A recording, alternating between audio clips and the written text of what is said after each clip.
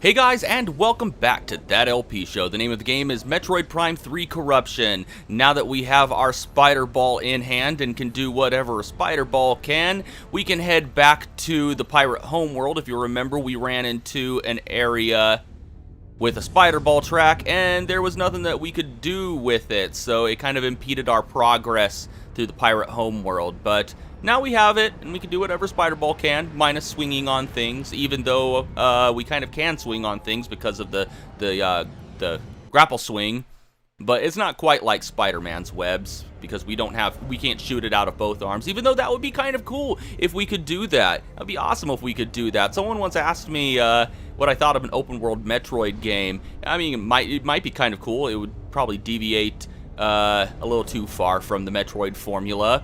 But I could imagine using two grapple beams to swing through different areas all freely like Spider-Man. I mean, if Link can have two claw shots, then Samus can have two grapple beams. It would be a nice upgrade to an old classic. But anyway, here we are back in the research center, the research facility. And we're going to head back to that room where we saw the upgrade that we're going to need in order to navigate through the acid rain. The bitch suit, as Gaming Lawyer would call it. Okay, let's go ahead and take the train. But wait. I know this part of the game. Hold up. Wait a minute. There we go. Samus, the Federation Armada is now in orbit above the Pirate Homeworld. We're ready for the final assault, but the base is protected by a barrier that prevents us from landing. We need you to disable this defense system. Unit 242 has located its control center. Here are the coordinates. Okay, so, well, you heard Admiral Dane. He has the Armada in position, but they can't really land and start bringing everything down on the space pirates because there's a huge defense barrier in the way. So we have to disable that. But it does bring up one important question, and that being, how the hell did we land?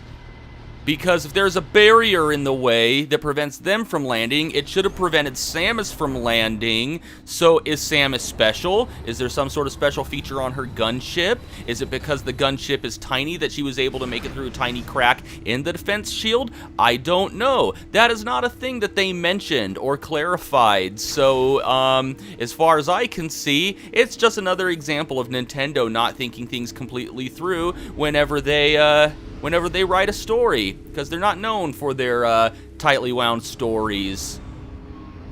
They're known for slapping timelines together to shut fans up. And I'm pretty sure Breath of the Wild story is going to be even thinner because of its open world nature. But I don't know, I could be wrong. Let's see. Maybe they can pull off some sort of miracle. I mean, I'm talking about like a tightly wound narrative. We want to get to that. Yeah, I'm talking about a tightly wound narrative, you know, something cohesive. I'm not talking about, you know, expansive lore that, you know, kind of builds the world but otherwise has nothing to do or doesn't affect the plot of the game that you're actually playing at that point. Anyway, we have two spinners here, and we want to rotate these two sections around. Right now, I want them positioned in such a way to where we can reach the right side of that red tunnel at the top. Come on, this blows. There we go. For real? For real, though. Okay, I guess that was my fault. Stop. There you go. They should have made that less annoying. But yeah, we get a missile expansion here. Now we go all the way back down, and we want to rotate the two sections so we can get up to the left side. Let's see. There we go. I want that Spider Ball track, so we won't be at the mercy of air. And not that Spider Ball track, as you can see, it doesn't match up. There we go. Awesome.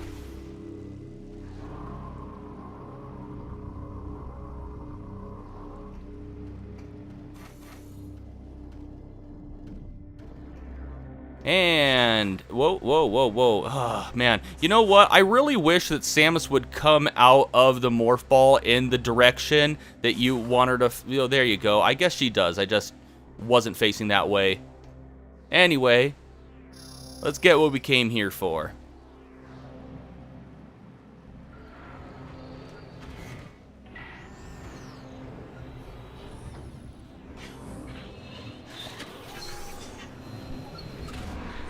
And here we get the first and only, the real only actual suit upgrade in the entire game. Everything else is like a weapon or a power-up item, but this is an actual upgrade to the suit itself.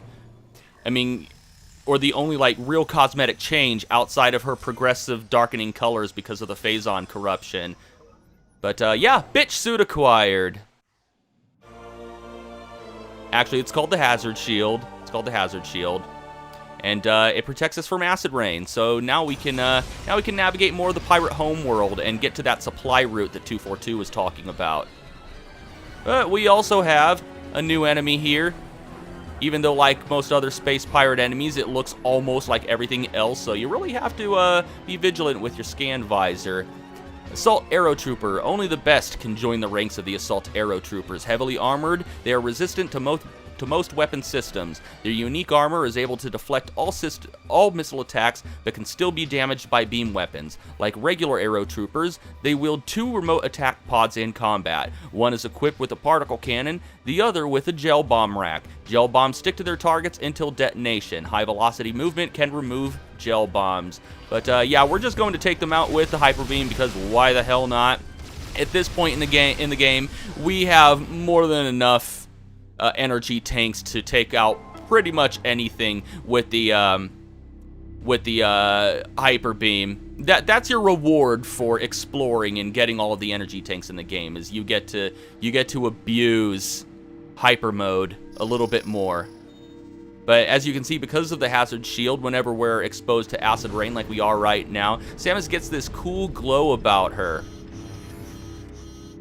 Oh, the Hazard Shield also protects you from other hazardous substances like fuel gels. So if we go back to Brio, and spoiler alert, we will eventually be going back to Brio, you can actually just walk through the fuel gel as if it's water. Well, not water, because it's really, really thick. So, well, no, I guess it would kind of be like walking through water without the gravity suit, that is. But we don't get the gravity suit in this, which isn't too much of a problem because we're never going to be underwater in this game. See how it does that? You see how it does that, other M devs? You see, you know, you didn't even need to make the Varia suit a thing. It's just that, why did you have to go all Super Mario Brothers and create a fire world? You really didn't. You really didn't have to do that.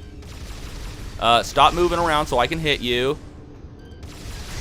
There we go. All right, and let's go straight across. Actually, you know what? Check this out. Check this out. It doesn't go in the logbook. It doesn't go in the logbook, but it's a nice little Easter egg, if you want to call it that. Experiment status report update. Metroid Project Dread is nearing the final stations of completion. Now, for a while there, I guess there was a trademark filed on the term Metroid Dread for a Metroid game that was going to be in development for the Nintendo DS, but was canceled shortly before the release of Metroid Prime 3 Corruption.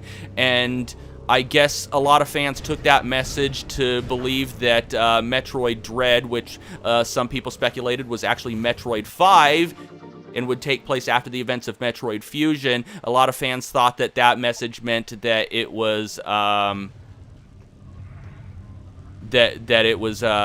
well on its way to being completed. But Metroid Dread actually refers to the Space Pirates' plans to weaponize Metroids. In fact, you know what I think I'll do? I think there's before moving on, let's go back into that room real quick, even though we're probably going to have to be dealing with a few more Metroids, but I'll try to make this really quick. Let's read this one.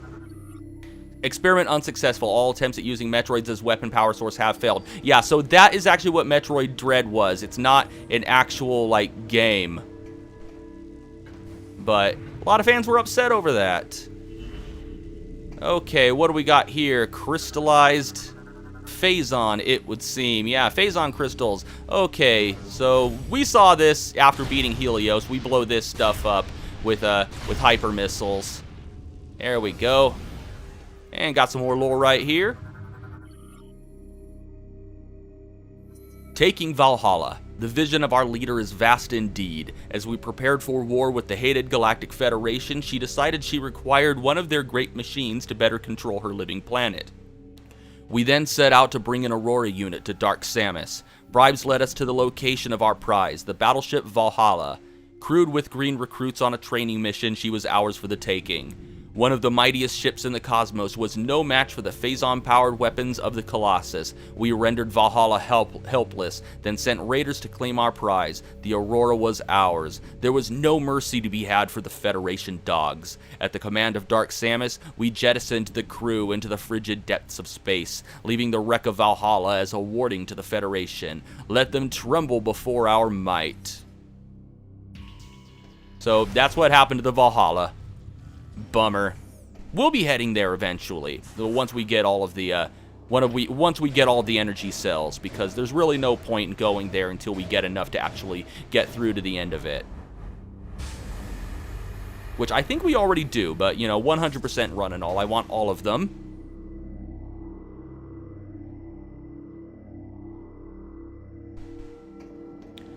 Okay, and as soon as we come up here and activate this other Morph Ball bomb slot, we're going to end up encountering kind of an annoying enemy that we'll run into a few times throughout the game, but he'll only be really annoying here.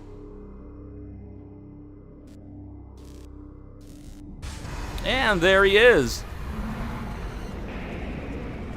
All right, let's go ahead and scan this thing. But if you're looking at the health bar, you'll know that you already know its name. You'll also notice that it's a boss because it has a health bar. This is the Metroid Hatcher. Mutation has robbed the Metroid Hatcher of its ability to phase, but has provided it with a hardened outer shell which has identical attributes to phasite. This shell protects the creature's heart, located at the core of its head. The Hatcher's tentacles are quite dangerous and can leech energy from any target they connect to. However, the tentacles are also the creature's weak point. If all the tentacles are ripped from its body, it will perish. As such, it will attempt to recover energy by retracting them into its shell when they take damage. While the Hatcher's tentacles are retracted, it is unable to attack, relying on the Phazon Metroids it spawns from its mouth for protection. If the interior of the creature is hit with its mouth, while its mouth is open, it loses strength. The Hatcher's tentacles can be ripped off if they are pulled at this time. So what we want to do is we want to charge up our Seeker missiles and focus in on its tentacles. There we go. Oh, yeah, okay. Yeah, you really want to keep your distance when it starts spinning like that. You want to stop spinning like that? There we go. There we go, and wait, is there really only one more? Cool. All right, and get a charge beam ready. It will try spinning away from us. Get up there, and then its mouth will open. Quickly hit it with a charge shot, and then rip off one of its tentacles with the grapple beam. If you don't hit it in the mouth fast enough, then it'll shoot out a Phazon Metroid, and then you'll have to deal with one of those. Yeah, there isn't a lot of room to sidestep in here. Come on. Not to mention, it really likes to get up in your face, making it impossible to lock onto it properly. Come on, there we go. And its spinning attack, yeah, it's kind of hard to avoid. Yeah, crap. Yeah, especially since I don't think it goes straight for you. It doesn't just go straight forward and you can sidestep it. It curves a little bit. So, come on. So, yeah, it's really hard to dodge. And, of course, it doesn't help that sometimes the Seeker missiles completely forget that they have a homing property. What is that even? Stop missing. Stop it. Oh, my God. That is annoying. That is so annoying. I hate this thing. Lock on, please. Oh, God damn it. Stop missing! You are a homing missile! What part of homing do you not understand? Stop it!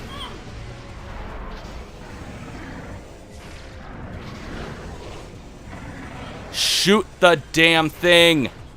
What? Ooh! Ooh! Thank you! Stupid!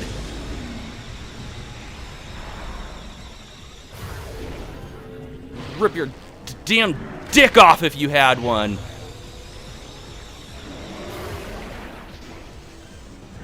Oh, come on. Stop it, stop, stop, stop, stop. Oh my god, yeah, and he'll spin infinitely until he hits you sometimes.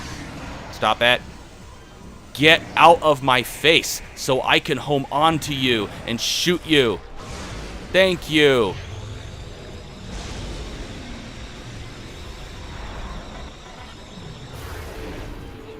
All right.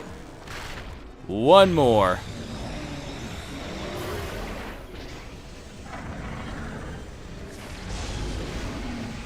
Yeah, and I think they're indestructible whenever he's spinning like that. Lock on to it. What is that? Do they just get physically stronger and take more hits? I'm not exactly clear on that, because sometimes it'll one-shot the tentacles, other times it won't. Sometimes, as you saw, it will just miss it outright for reasons. I don't know, because the game forgets what it's supposed to be doing.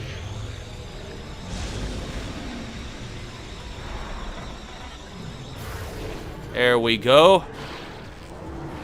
And that is the only time we're ever going to fight this asshole the fair way. After this, we're going to be able to one-shot them. Or not immediately following what we're doing here, but next time we encounter these guys, we're going to be able to one-shot them. They won't stand a chance. So this is the only time that it's truly boss fight material.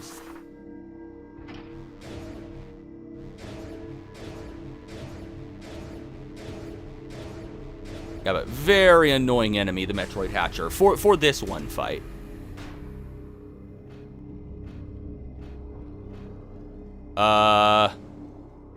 You banging around in there? Okay, there she is. All right.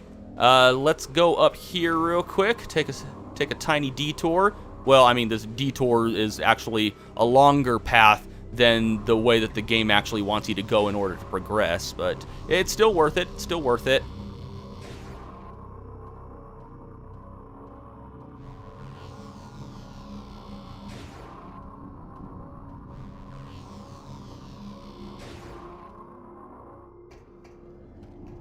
All right, and we get an energy tank.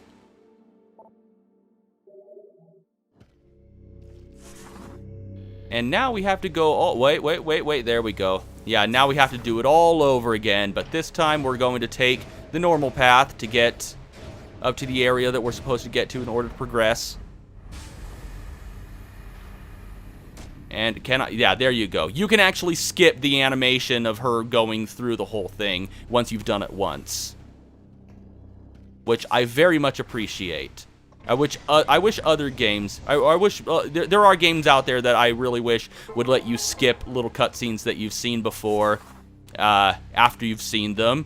Kind of like, Final Fantasy X! Anybody who's ever died against Unalesca knows exactly what I'm talking about. You gotta watch a 10-minute cutscene over and over and over again, which is a real bitch during a boss fight in which you can be killed in one shot. Anyway, we're going to take that train in order to move on, but that's going to have to wait until next time. And until next time, thank you for watching That LP Show, and have a one that is good.